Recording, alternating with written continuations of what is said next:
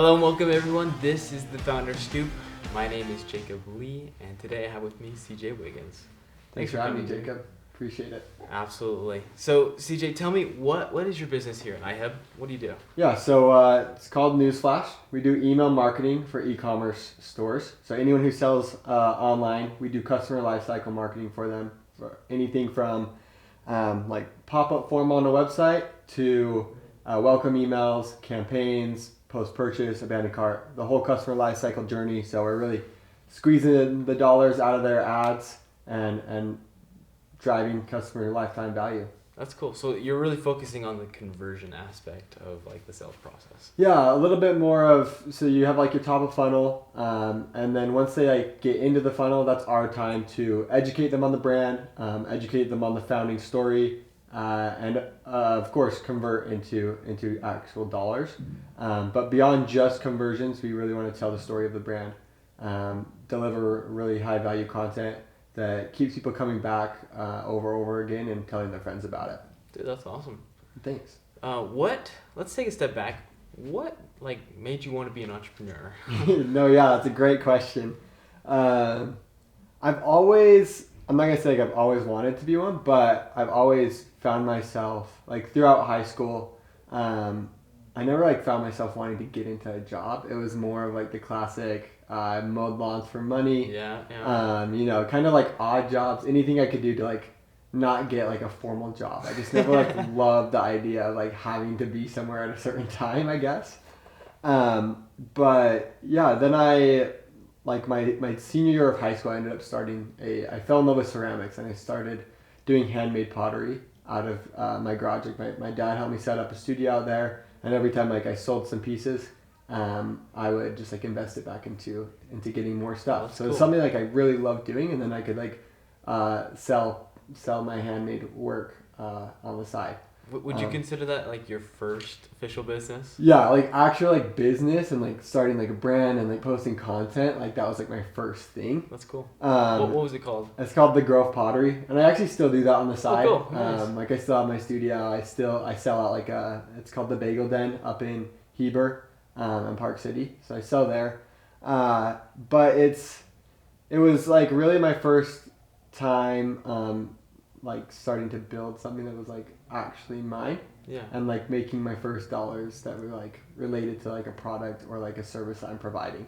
That's cool. After that, I played soccer in high school and college. So I went and played soccer at Utah State, Eastern, and then from there I went into college and was doing the whole college thing, and I really liked the psychology and business, but at that time, like my first 2 years of college, I don't think I was like, oh, entrepreneur no matter what. Like, Yeah. like I was still like, oh yeah, I could do corporate or I could like be a psychologist. Like I didn't know. And then following that, I finished my last 2 years of college out at Utah Tech University, and it was there I went into Utah Tech like not knowing like who I was, where I wanted to be, and like what career looked like for me. And within like a few weeks or months of taking like their entrepreneurship and business program, I was like, wow, like this is incredible, and it like really started to like form my life into, okay, I think this is like I'm starting to see a direction here. I started to think more of like, oh, I really want to create something for myself, understanding that like the risks and challenges with that, but Right. it was shifted from like, oh, I just sell just like because I like to do pottery, to like, oh, like no matter what I do, I think I can be successful as long as like I set my horizon like long enough. Yeah. And so at Utah Tech, I just really focused on starting new things and really diving deep into like entrepreneurship. Did you switch your majors, or did you finish with psychology? Yeah, no, I finished with business management and entrepreneurship at Utah Tech. Oh, cool. So I got my associates from Utah State University, and then I really like claim myself as like Utah Tech is like my home. I love that university and would like recommend anyone to go there. Just like their business program, the professors there, like definitely changed my trajectory in life. Wow. And it was, so I finished with business management, entrepreneurship. Well, that's really cool. Mm-hmm. So how did iHub come into the picture? Yeah, so it plays really nicely from like my last little bit of college. at Utah Tech and probably like a lot of universities, they have like a speaker series where they bring in guests that have a business or have sold business. And one of my last periods or classes was Corbin Church came in. And I had no clue That's who cool. Corbin He Church went was. and visited the university there. Yeah, he went in and visited Utah Tech, and it was like, I think it was like our last week of like my senior year. And Wow, so like literally he was cutting the... yeah, like barely, like I would have close. totally not met him, like if he wouldn't have come, right? Like barely. So he came in and spoke to us, and at this point, like I'm already like all entrepreneurship, but like when Corbin came in, he's got like that voice and tone that when Corbin speaks, like everybody listens, and he has the ability to like lay it out in such a simple way that like minimizes risks and really just is like, why not do it? So after I graduated from Utah Tech, I moved home. I'm from Pleasant Grove, so I moved down here to Utah County again, and I was like, at Utah Tech, I had a great like circle of people that like in entrepreneurship, it's great to have some people around you that are like-minded thinkers and like cheer you on when like times get hard. So when I came back to Utah County, I was like, I really got to find a crew, like a mastermind or something to surround myself with. Otherwise, I'm just gonna like fall into like getting a job, getting a 9 to 5, and like wanting to make money right away. And I connected with Corbin on LinkedIn after his time at Utah Tech, and he had posted about a networking dinner. I was like, oh, perfect opportunity. And it was about actually like a year ago, like next week or something like that. No way. So it was like early middle May, and I went to a networking dinner, and I had like some business ideas that I was working on at the time, and I went to the networking dinner and spoke with Corbin, and he's like, well, you need to come into iHub and like share your validation and see like if we could get you in to iHub. So that was like last May. And it all just started from a conversation, like Corbin coming to our school and then me connecting with him and following up on that. That's cool. Yeah. So how did you decide what you wanted to do? Like you had a couple ideas there. Was iHub super integral in choosing which idea, or? Yeah, I mean, in a way, like I had no clue. Like it's honestly like kind of formed into like we like make money now, which is cool. But like the first little bit, it was like not it. So we had like a few ideas, and basically like what were your ideas? So like right now, I still have like I have my pottery. I have a organization called like Exchange Lives, which is like more of a nonprofit structure, and like that's like it's not like a money generator for sure. It's more of a passion project that I can't like dump all my time into. So I was like working on those, and then we had some ideas around like newsletters and another one of like a delivery like service, more of just like service ideas. Me and my little brother Jackson were just like kind of ideating on a bunch of different things, and we started like diving down this like path of email and newsletters and like what the heck that was. And at this time we were really heavily focused on like newsletters and how newsletters were selling for like a ton of money, and I was like really curious about that. Yeah.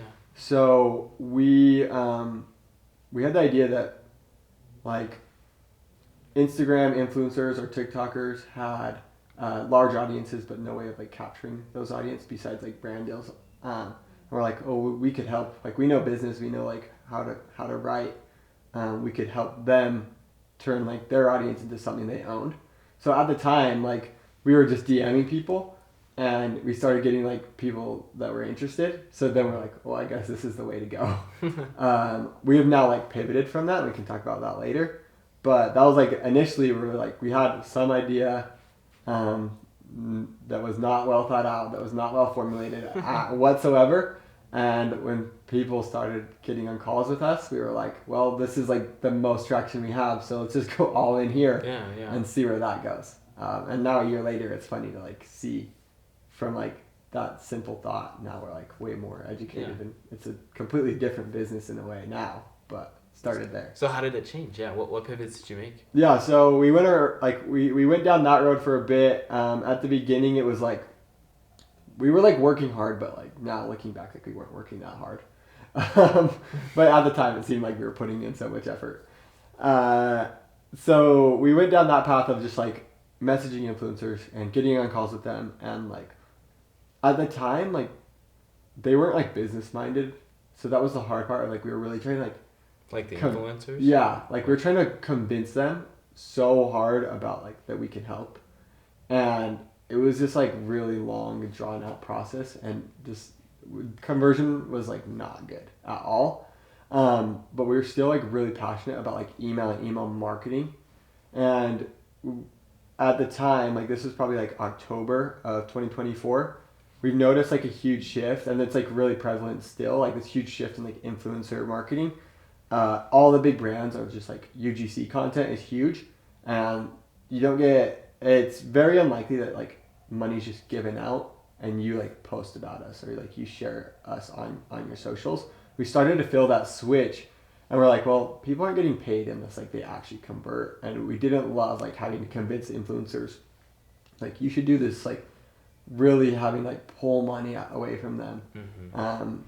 And not feeling like they were really on the same like track as us or getting the same values that we thought we could put out. And at that time we were really focused on just like what is email and educating ourselves so hard in email, especially because our generation is like social media is huge and it absolutely plays a purpose, but email marketing in the e-commerce space especially converts like crazy, especially for the like the ROAS on it, essentially. Like you're spending a lot on ads, so when it comes in, like when someone comes to your site from an ad, email is what educates them and actually converts them, if they didn't buy like that first time. So we really got like fixated on like email marketing and customer life cycle at that time.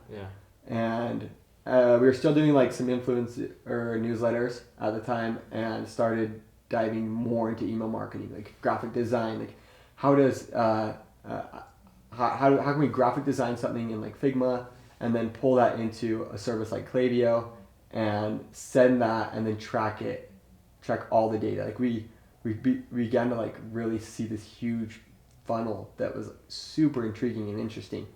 So we started just like doing some email marketing for free for some smaller company, like small e-commerce companies.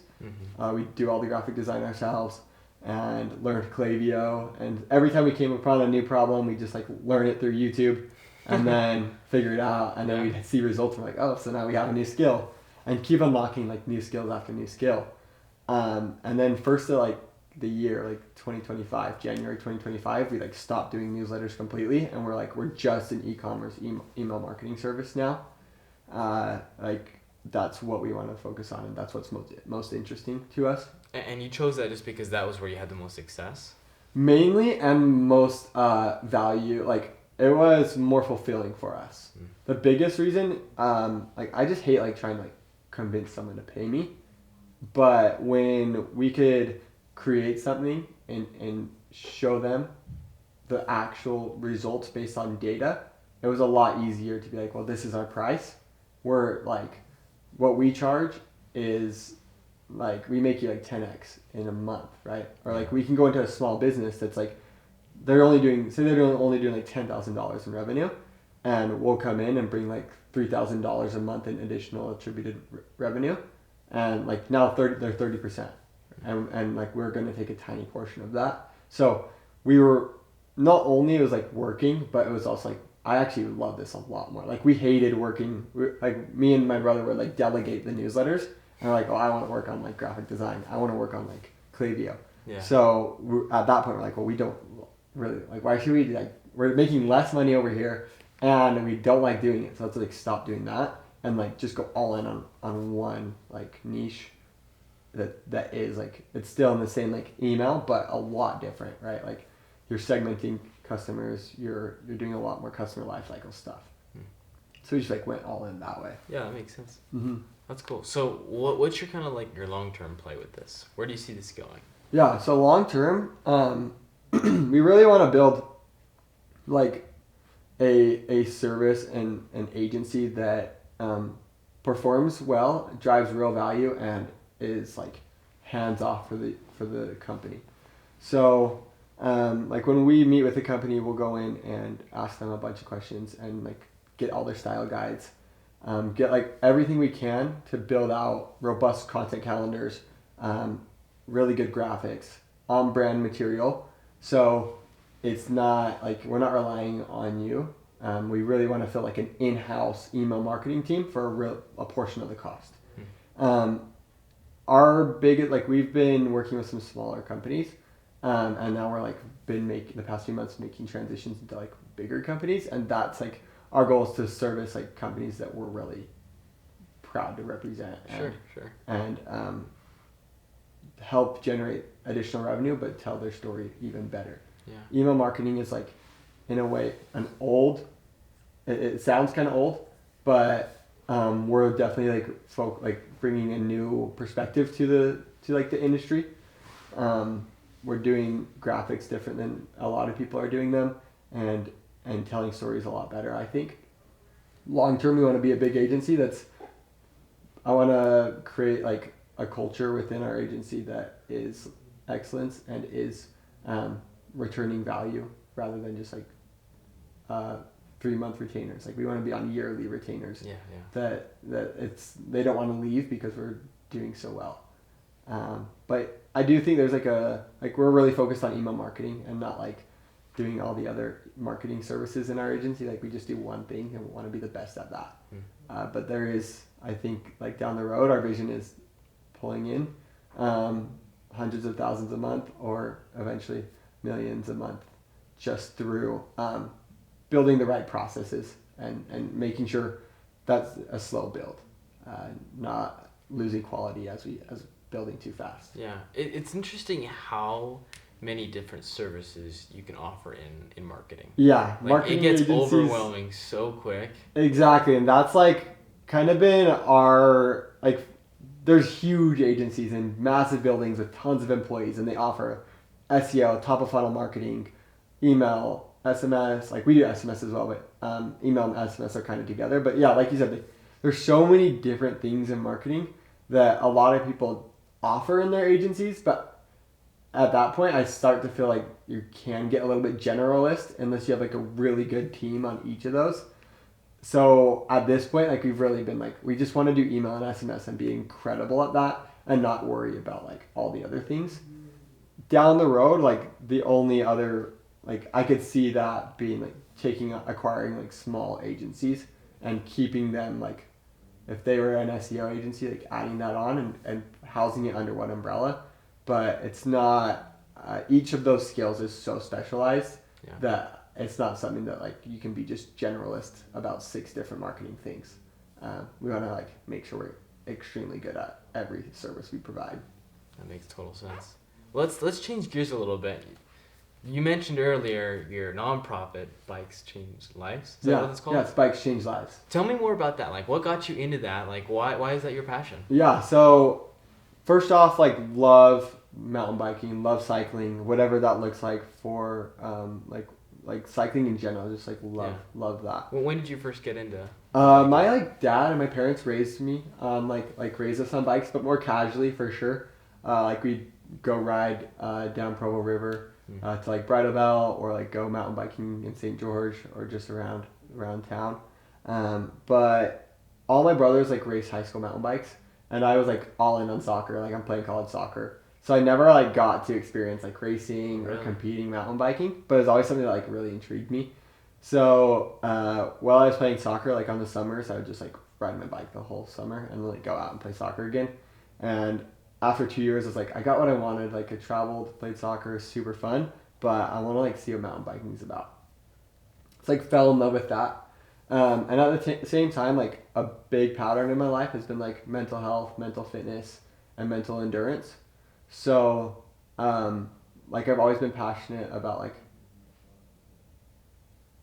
in myself, like making sure I'm mentally fit and always like checking in on myself as well as checking in on others and trying to lead strong humans and strong individuals.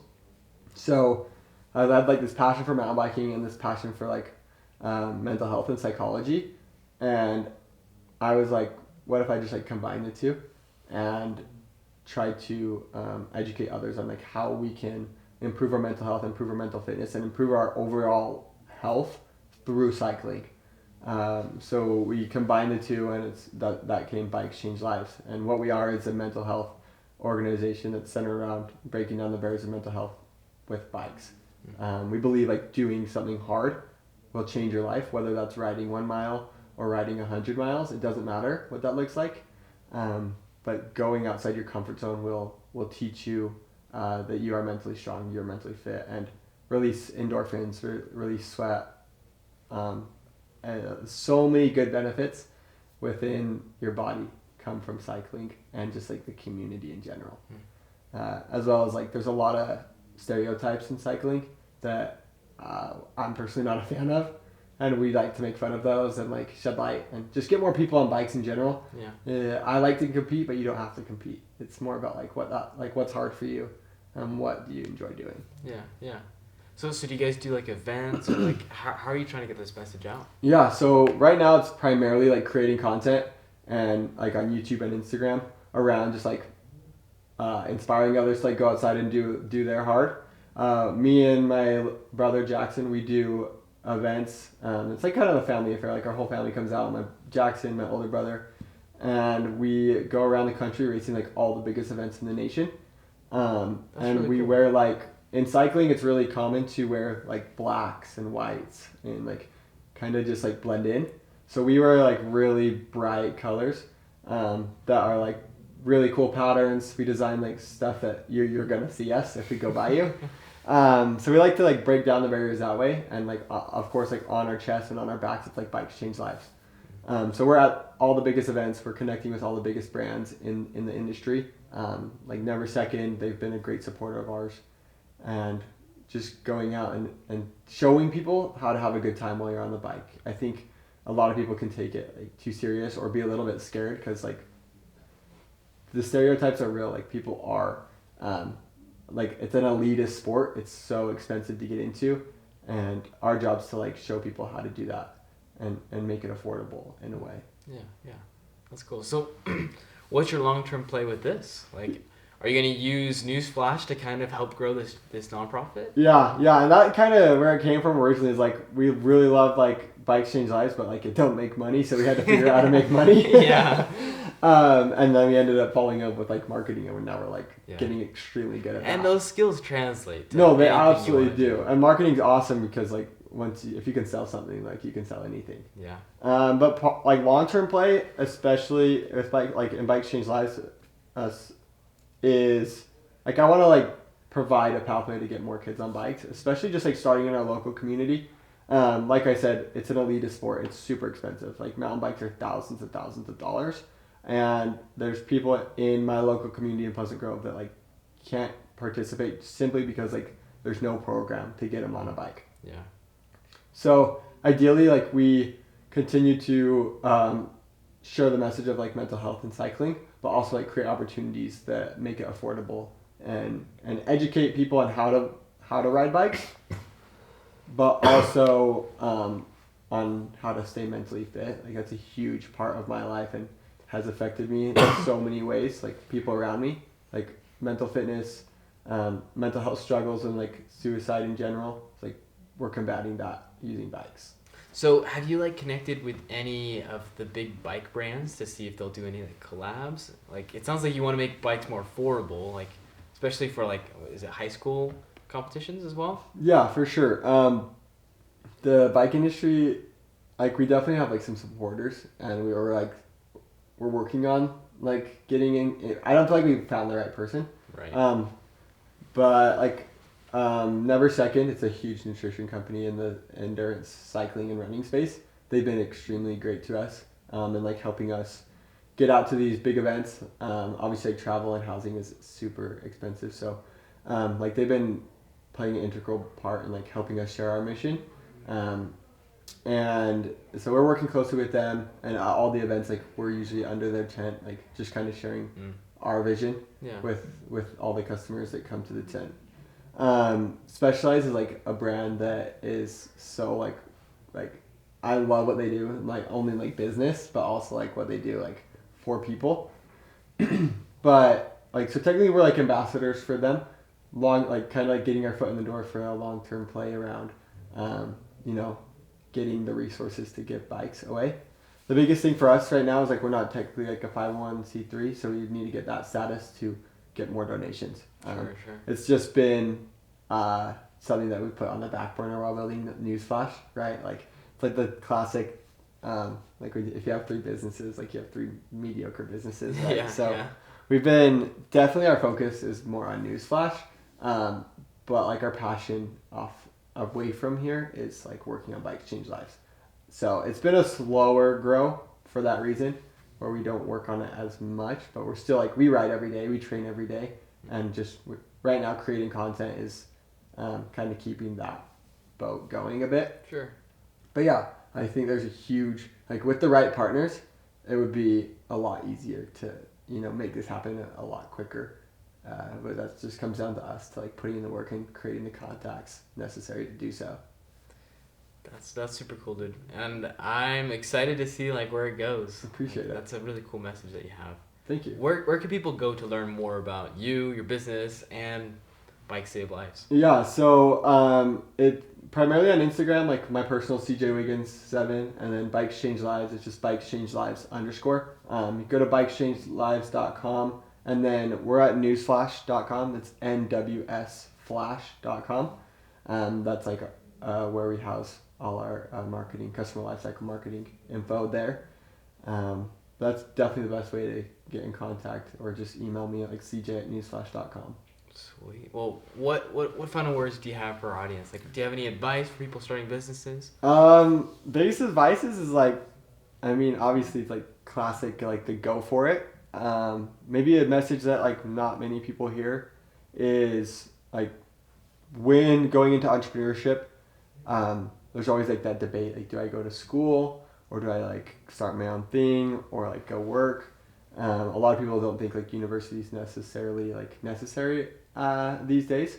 But I also I actually think like a lot differently after like graduating. I do think university gave me 4 years to tell everybody I'm a student, and it lets you off the hook. Right, like when you go talk to family or friends, it's really easy to be like, I'm a student, and they're like, awesome. But if you're not a student, they're like, what are you doing? Are you married yet? Like, why don't you have your life together? But yeah, it gave me 4 years to like figure out who I am, and I've like really noticed that around like people in IHUB especially, is like they went to school and then found entrepreneurship, and I think that's because like you move away from home, you start to choose for yourself like what path you want to go down. You're not influenced like by others as much. So I'm a huge proponent, like I want people to go to school, and especially if they don't know where they want to go yet, because you can find your passions. And get a lot of help. Like there's so much help out there that will help lead you down like the path that you do want to go towards.